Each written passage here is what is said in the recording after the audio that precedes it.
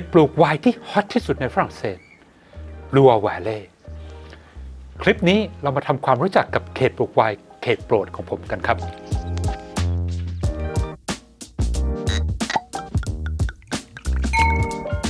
สวัสดีครับผมโน้ตจากโชยสลานไวน์บาร์สนามเด็กเล่นของคนรักไวน์ความสนุกนะครับอย่างหนึ่งของการดื่มไวน์นะครับก็คือการค้นพบไวน์แปลกๆใหม่ๆนะครับที่เราไม่เคยดื่มมาก่อนแล้วปรากฏว่าเฮ้ยไวน์มันอร่อยมากๆเลยหลายท่านนะครับที่คอยติดตามเรานะครับทาง IG YouTube นะครับหรือว่าเคยมาที่ร้านแล้วก็เคยมาจอยกิจกรรมของเรานะครับก็จะทราบดีว่าผมและทีมงานนะครับเป็น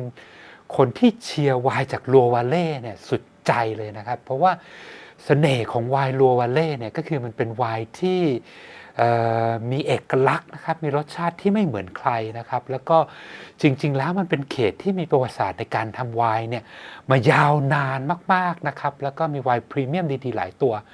ในขณะเดียวกันนะครับมันเป็นเขตที่หลายคนนะครับอาจจะยังไม่รู้จักนะครับทำให้ตรงเนี้ยเป็นเขตที่เราจะสามารถหาไวน์พรีเมียมนะครับของหายากนะครับจากไร่ระดับตำนานในราคาที่มันยังจับต้องได้อยู่หลายตัวมากๆนะครับอันนี้นะครับก็เลยเป็นที่มาที่ไปของคลิปไวน์ซีรีส์นะครับจากลัววาเล่ขึ้นมานะครับซึ่งในคลิปนี้นะครับผมจะมาแชร์โอเวอร์วิวของไวน์จากเขตนี้นะครับว่าไวน์เนี่ยจากลัววาเล่เนี่ยมันมีดีอะไรบ้างนะครับแล้วก็รสชาตินะครับของไวน์ลัววาเล่เนี่ยมันจะเป็นแบบไหนบ้างนะครับและที่สำคัญคือถ้าอยากจะลองอยากจะศึกษาเนี่ยเราจะต้องเริ่มชิมจากไวน์อะไรบ้างเดี๋ยวไปกันเลยครับก่อนอื่นนะครับเดี๋ยวผมจะมาเล่าให้ฟังว่าเขตลัวเนี่ยมันมีความสำคัญทางประวัติศาสตร์อะไรกับประเทศฝรั่งเศสบ้างนะครับลัวเนี่ยจริงๆแล้วมันเป็นเขตที่มีความผูกพันกับการก่อร่างสร้างชาติของประเทศฝรั่งเศสเป็นอย่างสูงมากๆนะครับซึ่งเหตุการณ์หนึ่งที่สำคัญมากๆเลยก็คือมันเกิดขึ้นในยุคที่ช่วงนั้นคือพื้นที่ส่วนใหญ่ของประเทศฝรั่งเศสนะครับถูกปกครองด้วยจักรวรรดิอังกฤษเป็นส่วนใหญ่นะครับประมาณช่วงศตวรรษที่14นะครับก็มีหญิงสาวคนหนึ่งนะครับเกิดขึ้นมาในแคว้นลัวนะครับแล้วก็มีเรื่องเล่าว่าเธอเนี่ยได้ยินเสียงจากพระเจ้านะครับมอบภารกิจให้เธอว่าเธอจะต้องเป็นคนที่ต่อสู้กับกองทัพอังกฤษนะครับแล้วก็ไปยึดคืนดินแดนของฝรั่งเศสกลับคืนมานะครับเธอเนี่ยมีความเชื่ออย่างแรงกล้ามากๆนะครับทำให้เธอดันด้นนะครับที่ไปขอเข้าพบขุนนางนะครับจนในที่สุดก็คือขุนนางเนี่ยเชื่อเธอแล้วก็นำเธอเข้าไปพบกับรัชทายาทชาร์ลส์นะครับแล้วก็โน้มน้าวจนในที่สุดก็คือทุกคนก็เชื่อเธอรัชทายาทเนี่ยก็คือได้มอบหมายให้เธอนะครับนำกองทัพฝรั่งเศสเนี่ยไปตียึดพื้นที่คืนจากกองทัพอังกฤษจนในที่สุดก็คือเธอได้นำกองทัพของฝรั่งเศสเนี่ย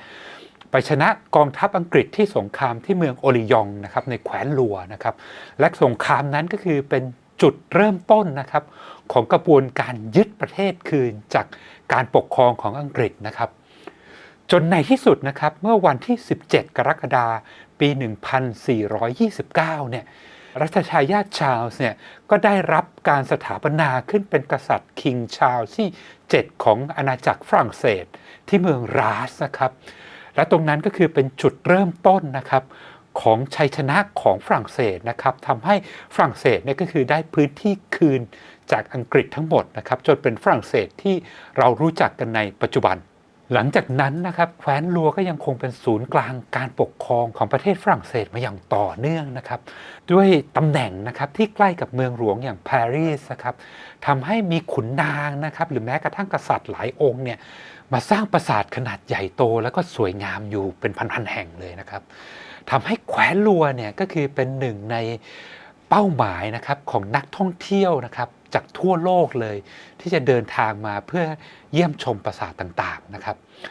ปราสาทที่ดังมากๆเลยในแคว้นลัวนะครับก็ยกตัวอย่างเช่นชาโตเดชอมโบนะครับซึ่งเป็นปราสาทขนาดใหญ่นะครับแล้วก็มีบันไดนะครับดับเบิลเฮลิกซ์นะครับที่ออกแบบเลยเลโอนาร์โด ดาวินชีนะครับอีกแห่งหนึ่งนะครับก็คือชาโตเดชอนังซัวนะครับซึ่งสร้างข้ามแม่น้ำนะครับมีความสวยงามมากๆนะครับแล้วก็เป็นที่มานะครับของเรื่องอื้อฉาวของราชวงศ์ฝรั่งเศสอีกหลายเรื่องนะครับ สไตล์ปราสาทของลัวนะครับเป็นสไตล์ที่มีเอกลักษณ์มากๆเลยนะครับเพราะว่าตัวปราสาทเนี่ยก็คือจะทำจากหินไลม์สโตนนะครับสีอ่อนนะครับและก็มีหลังคานะครับที่ทำจากหินชิสหินสเลทนะครับหินกรานิตนะครับซึ่งเป็นหินแปรแล้วก็หินอัคนีที่มีสีเข้มกว่าตัวปราสาทนะครับถ้าเรานึกภาพนะในสมัยก่อนนะครับเวลาเขาจะสร้างปราสาทเนี่ยมันจะไม่มีรถพ่วงถูกไหมครับเพราะฉะนั้นเวลาที่เขาจะเลือกวัสดุมาในการก่อสร้างเนี่ยเขาจะต้องเลือกวัสดุที่หาได้ง่ายในพื้นที่นะครับแล้วหินไลม์สโตนนะครับหรือว่าหินชิสหินสเลทเนี่ยก็คือเป็นหินที่มีหาได้ง่ายในแคว้นลัวนะครับและหินทั้งสองอย่างเนี่ยก็คือเป็นหินหลักนะครับที่ไวน์เมเกอร์ในปัจจุบันนะครับเขาทำไวน์มันออกมาเดี๋ยวผมจะไปเล่ากันต่อนะครับว่าไวน์จากหินแต่ละประเภทเนี่ยมันจะมีคาแรคเตอร์รสชาติกลิ่นที่เป็นเอกลักษณ์อย่างไรบ้างเขตลัววาเล่นะครับเป็นเขตปลูกไวน์นะครับที่อยู่ทางตะวันตกเฉียงเหนือของประเทศฝรั่งเศสนะครับโดยชื่อของลัววาเล่เนี่ยก็คือมาจากชื่อแม่น้ำนะครับแม่น้ำลัวซึ่งเป็นแม่น้ำสายที่ยาวที่สุดในฝรั่งเศสนะครับมีความยาวถึง 1,000 กิโลเมตรเลยนะครับแล้วก็มีต้นกำเนิดอยู่ทางตอนกลางของประเทศนะครับแถวแคว้นบูชูเล่นะครับไหลขึ้นเหนือนะครับมาเจอชาบลีกับแชมเปญนะครับแล้วก็เลี้ยวซ้ายไปทางเขตซองแซนะครับไปออกมหาสมุทรแอตแลนติกนะครับเขตลัวนะครับยังเป็นเขตปลูกไวน์ที่มีความสำคัญมากๆนะครับเพราะเป็นเขตปลูกไวน์ที่มีปริมาณการผลิตนะครับเป็นอันดับ3นะครับรองจากบอร์โดรองจากเขตโรนนะครับและที่สำคัญก็คือเป็นเขตที่ปลูกไวน์ขาวเป็นอันดับ1ของฝรั่งเศสนะครับแล้วก็เป็นเขตปลูกไวน์ที่ผลิตโรเซ่นะครับกับสปาร์คลิงไวน์เนี่ยเป็นอันดับ2เลยทีเดียวและอย่างที่ได้เล่าไปแล้วนะครับการทำไวน์ในลัวเนี่ยมันมีประวัติศาสตร์มายาวนานมากๆนะครับเคียงคู่มากับการสร้างประเทศของฝรั่งเศสเลยทีเดียวนะครับทำให้ในเขตนี้มันเป็นที่ตั้งของไร่ไวน์ระดับตำนานนะครับหลายแห่งมากๆที่ทำไวน์ออกมามีคุณภาพดีนะครับหายากแล้วก็มีรสชาติที่อร่อยยูนิคไม่เหมือนใครนะครับแต่ด้วยความที่แคว้นลัวนะครับในปัจจุบันเนี่ยคนดื่มไวน์เนี่ยไม่ได้มีความรู้จักเท่ากับไวน์จากบอร์โดหรือเบอร์กันดีหรือจากบอโรโรก็ดีนะครับทำให้ไวน์ระดับพรีเมียมเหล่านี้ยังมีราคาที่น่ารักและก็จับต้องได้อยู่มากเสน่ห์อีกอย่างหนึ่งนะครับของไวน์จากแคว้นลัวเนี่ยก็คือผู้ผลิตส่วนใหญ่นะครับจะเป็นผู้ผลิตขนาดเล็กนะครับแล้วก็เป็นไร่ไวน์ที่เป็นครอบครัวนะครับสืบทอดมรดกกันมานะครับทุกอย่างก็คือทำมือนะครับเป็นการทำไวน์แบบสไตล์อาร์ติซานนะครับเป็นไวน์ที่มีเอกลักษณ์ยูนิคและก็หายากนะครับเพราะฉะนั้นแคว้นลัวเนี่ยเป็นเขตไวน์สำหรับคนที่อยากได้ไวน์ที่ไม่เหมือนใครแล้วก็เป็นไวน์ที่ไม่แมสเลยส่วนโซนปลูกไวน์ที่สำคัญมากๆเลยก็คือตั้งแต่ตรงที่แม่น้ำเลี้ยวซ้ายนะครับแล้วก็ไปออกแม่น้ำแอตแลนติกนะครับตรงนี้ก็คือความยาวโดยรวมประมาณ500 กิโลเมตรเลยทีเดียวด้วยความยาวนี้เองนะครับทำให้เขตลัวเนี่ยเป็นเขตปลูกไวน์ที่มีความหลากหลายมากๆนะครับไม่ว่าจะเป็นในเรื่องของภูมิอากาศก็ดีนะครับในเรื่องของดินก็ดีนะครับหรือในเรื่องของวัฒนธรรมการปลูกไวน์ก็ดีส่งผลนะครับให้ไวน์จากลัวเนี่ยมันมีหลากหลายสไตล์มากไม่ว่าจะเป็นสปาร์คลิงนะครับไวน์ขาวโรเซ่ไวน์แดงหรือแม้กระทั่งไวน์หวานเลยก็ดีและด้วยความหลากหลายนี่เองนะครับมันก็เลยทำให้เขตลัวเนี่ยจริงๆแล้วมันถูกแบ่งออกไป4เขตย่อยด้วยกันเดี๋ยวเราไปทำความรู้จักเขตปลูกไวน์ย่อยแต่ละเขตกันเลยครับเขตย่อยของลัววาเล่4เขตนะครับก็ได้แก่โลเวอร์ลัวนะครับมิดเดิลลัวเซ็นทรัลลัวแล้วก็อัปเปอร์ลัวเขตแรกนะครับก็คือเขตโลเวอร์ลัวหรือว่าเขตบุสคาเดเขตนี้นะครับสภาพภูมิอากาศก็คือจะเป็นแบบมารีนไทม์นะครับก็คือเป็นภูมิอากาศแบบชายทะเลนะครับทำให้กลางวันกลางคืนเนี่ยอุณหภูมิไม่ได้ต่างกันมากแล้วก็จะเป็นเขตที่ฝนตกค่อนข้างชุกที่เป็นดินหลักเลยก็คือจะเป็นดินที่เกิดจากหินอัคนีแล้วก็หินแปรซึ่งได้แก่หินพวกหินชิสนะครับหินสเลทหินกานิตนะครับหินไนซ์หินออโทกาไนซ์เป็นต้นนะครับซึ่งเป็นหินที่มีความเข้มนะครับจำได้ใช่ไหมครับก็คือเป็นหินที่เขาไปทำหลังคาของปราสาทนั่นเอง หินที่มีความเข้มเนี่ยข้อดีก็คือมันเป็นหินที่ระบายน้ำได้ดีนะครับแล้วก็เป็นหินที่กักเก็บความร้อนจากแสงอาทิตย์ได้นานนะครับเพราะฉะนั้นเขตนี้ถึงแม้จะเป็นเขตที่ค่อนข้างหนาวเย็นหน่อยนะครับแต่ก็จะเป็นเขตที่เหมาะกับการปลูกไวน์ขาวเป็นอย่างมากโดยองุ่นพันธุ์หลักนะครับก็จะมีอยู่1 พันธุ์ที่เป็นพันธุ์พระเอกก็คือพันธุ์ที่มีชื่อว่าเมอร์ลองเดอบูกองนะครับเป็นองุ่นขาวนะครับซึ่งจริงๆแล้วมีต้นกำเนิดมาจากแคว้นเบอร์กันดีนะครับแต่ว่ามาเจอดินอากาศที่เขตโลวาลัวนะครับที่มันใช่นะครับแล้วทำไวน์ออกมาเป็นไวน์ที่มีคุณภาพดีมากนะครับโดยไวน์ที่ทำจากเมอร์ลองเดอบูกองเนี่ยเขตหลักที่สำคัญที่สุดเลยก็คือจะเป็นเขตที่มีชื่อว่ามอสคาเดเซิร์ฟแอนด์เมนนะครับแล้วไวน์คนในฝรั่งเศสเนี่ยเขาก็จะเรียกไวน์จากเขตนี้ว่าเป็นไวน์มอสคาเดนะครับจะเป็นไวน์ขาวนะครับที่มีปริมาณแอลกอฮอล์ค่อนข้างต่ำนะครับแล้วก็มีกลิ่นหอมนะครับของผลไม้ปนกับดอกไม้นะครับแล้วก็เป็นไวน์ที่มีมินเนอรัลสูงมากนะครับเป็นไวน์นะครับที่ pairing ได้ดีมากๆเลยนะครับกับอาหารทะเลของประเทศฝรั่งเศสนะครับโดยเฉพาะกับออยสเตอร์สดนอกจากนั้นนะครับเขตนี้ก็ยังจะมีไวน์ขาวนะครับที่ทำจากองุ่นโฟลบลอนช์นะครับซึ่งเป็นองุ่นโลคอลนะครับที่ทำไวน์ออกมาแล้วก็คือเป็นไวน์ที่เบากว่าไวน์จากองุ่นเมอร์ลองเดอบูกองนะครับเป็นไวน์ที่ acidity สวยสดชื่นนะครับแล้วก็เป็นไวน์เบาๆหอมๆนะครับแล้วก็เหมาะกับอาหารทะเลเช่นกันแล้วก็มีเป็นส่วนน้อยนะครับก็จะเป็นไวน์ที่ทำจากองุ่นแดงนะครับแต่ตรงนี้ก็คือจะเป็นไวน์แดงที่เบานะครับแล้วก็บอกง่ายๆเลยก็คือจะเป็นอะไรที่หายากมากกว่าสไตล์ที่สำคัญนะครับ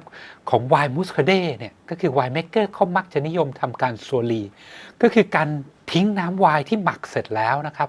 ไว้กับซากของยีสต์ที่ตายไปแล้วนะครับซึ่งกระบวนการนี้มันจะทำให้ไวน์มูสคาเดที่แอซิดค่อนข้างสูงนะครับมันจะมีบอดี้ที่นุ่มนวลมีความครีมมี่มากขึ้นทำให้ texture ของไวน์เนี่ยมันน่าสนใจมากขึ้นนะครับโดยไวน์ที่มูสคาเดที่มีการทำซัวลีนะครับมากกว่า6 เดือนเป็นต้นไปเนี่ยไวน์เมกเกอร์จะมีเขียนกำกับไว้นะครับว่าซัวลีอย่างขวดนี้ก็คือเขียนว่ามูสคาเดเซิร์ฟแอนด์เมนซัวลีนะครับเป็นต้นเขตที่2นะครับเมโดลัวเขตนี้นะครับเป็นจุดเปลี่ยนนะครับไม่ว่าจะเป็นในเรื่องของภูมิอากาศก็ดีหรือว่าเรื่องดินก็ดีนะครับโดยในเรื่องภูมิอากาศนะครับก็คือจะเป็นจุดเปลี่ยนระหว่างภูมิอากาศแบบชายทะเลนะครับกับภูมิอากาศแบบทวีปนะครับก็คือมาริไทม์ไปจนถึงคอนติเนนทัลนะครับถ้าอยู่โซนที่ติดทะเลนะครับก็คือจะมีอิทธิพลของทะเลมามากกว่าส่วนถ้าเข้าไปในทวีปมากขึ้นไปในแผ่นดินมากขึ้นนะครับก็คือจะมีอิทธิพลของฝั่งแผ่นดินมากกว่าความต่างก็อย่างที่ผมบอกไปก็คืออุณหภูมิระหว่างกลางวันกลางคืนนะครับจะแตกต่างกันมากขึ้นเรื่อยๆนะครับ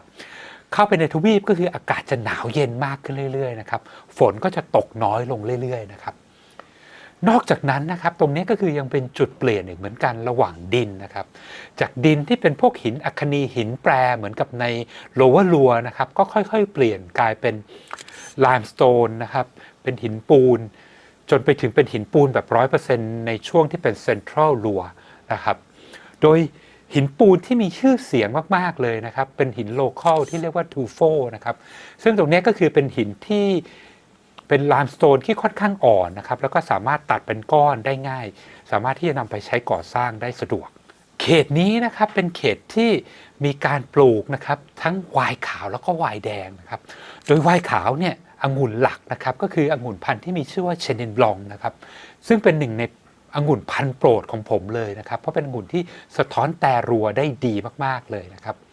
สไตล์ไวน์เชนินบลองนะครับจะเป็นไวน์ที่มี acidity ค่อนข้างสูงนะครับแล้วก็เป็นไวน์ที่เขาเรียกว่ามีกลิ่นไม่ได้เยอะเท่ากับ Riesling แต่เป็นไวน์ที่มีtexture มีความ complex มี structure มีความซับซ้อนที่สูงมากๆนะครับแล้วก็เป็นไวน์ที่อย่างที่บอกก็คือดินอากาศเปลี่ยนนะครับไวน์ก็คือออกมาคนละสไตล์เลยส่วนไวน์แดงนะครับจะมีองุ่นพันธุ์หลักนะครับก็คือองุ่นคาร์บาเน่ฟรองนะครับซึ่งเขตเมโดลัวเนี่ยก็คือเป็นบ้านเกิดนะครับเป็นต้นตำรับของไวน์ที่ทำจากคาร์บาเน่ฟรอง 100% เลยนะครับแล้วก็จะเป็นไวน์แดงสไตล์ที่แตกต่างกับแดงที่ทำจากคาร์บาเน่ฟรองจากบอร์โดโดยสิ้นเชิงนะครับเพราะเขตนี้เนี่ยถ้าเทียบกันก็คือเป็นเขตที่เย็นกว่าบอร์โดเยอะนะครับเพราะฉะนั้น ไวน์แดงแคปฟรองจากลัวเนี่ยก็คือจะเป็นไวน์ที่มีความ refreshing นะครับมีแอซิดที่สดชื่นนะครับแล้วก็ผลไม้เนี่ยก็จะเป็นกลิ่นของผลไม้แดงนะครับมีเฮิร์บมีสไปซ์นะครับแล้วก็มีแทนนินที่นุ่มนวลแล้วก็เป็นไวน์ที่เรียกว่ามีเอกลักษณ์แล้วก็อร่อยมากๆโดยเฉพาะเมื่อไวน์เมเกอร์มีฝีมือดีนะครับทำบนแต่รัวทำบนต้นองุ่นที่มีอายุมากพอเขตที่3 Central ลัวเขตนี้นะครับสภาพภูมิอากาศก็คือจะเป็นแบบ Continental แล้วนะครับก็คือหน้าร้อนร้อนจัดนะครับหน้าหนาวหนาวจัดนะครับแล้วก็กลางวันกลางคืนก็คือจะมีอุณหภูมิที่แตกต่างกันสูงมากนะครับฝนก็น้อยลงนะครับแล้วก็เรื่องของดินนะครับก็คือยังเป็นดินที่เป็นไลม์สโตนเหมือนกันนะครับแต่จะเป็นไลม์สโตนที่มีอายุแก่กว่าไลม์สโตนที่พบนะครับในมิดเดิลลัวนะครับโดยในยุคนี้ไลม์สโตนที่มีชื่อเสียงเลยก็คือจะเป็นไลม์สโตนที่เรียกว่าคิมเมอริกเจียนนะครับซึ่งเป็นไลม์สโตนที่เหมือนกับในแชมเปญนะครับเหมือนในชาบลีเลยนะครับในเซ็นทรัลลัวเนี่ยมันจะมี AOC อยู่อันหนึ่งที่มีชื่อเสียงมากๆเรียกได้ว่าดังที่สุดในแคว้นลัวทั้งหมดเลยก็คือ AOC ที่มีชื่อว่าซองแซนะครับซองแซเนี่ยจะดังมากเรื่องไวน์ขาวที่ทำจากองุ่นโซวิยองบลองซึ่งจริงๆแล้วก็คือเป็นองุ่นหลักของเขตเซ็นทรัลลัวเลยทีเดียวนะครับโซวิยองบลองจากเซ็นทรัลลัวเนี่ยจะเป็นไวน์ที่เรียกว่ามี power นะครับมีกลิ่นที่หอมนะครับแล้วก็จะมีบอดี้ที่ฟูนะครับ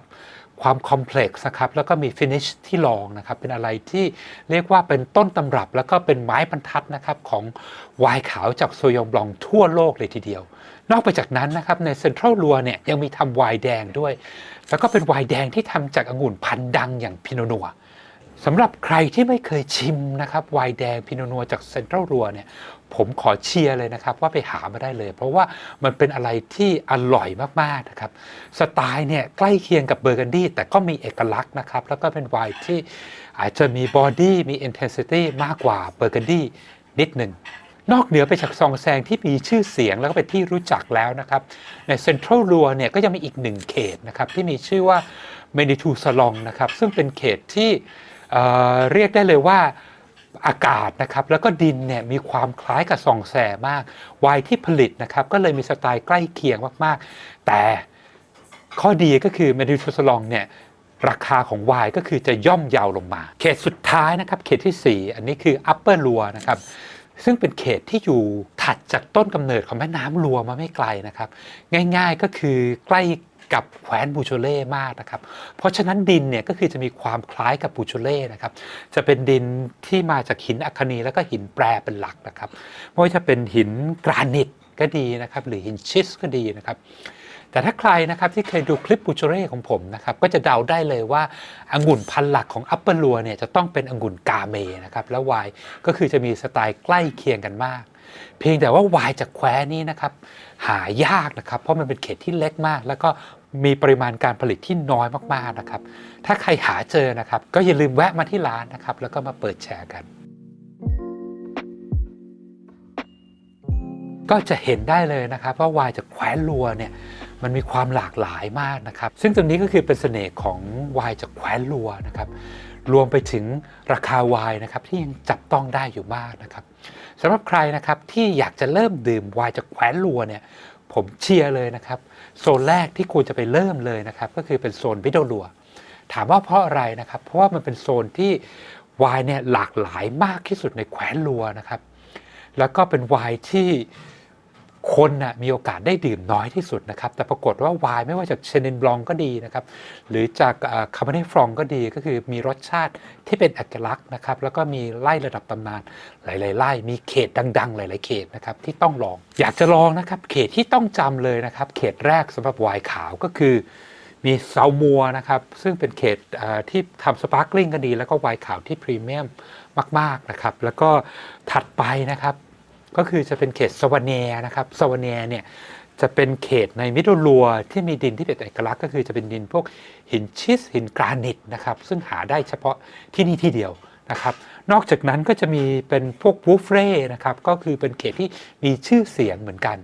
นะครับส่วนถ้าใครนะครับอยากจะลองไวน์แดงจากคาร์เบเนตฟรองนะครับ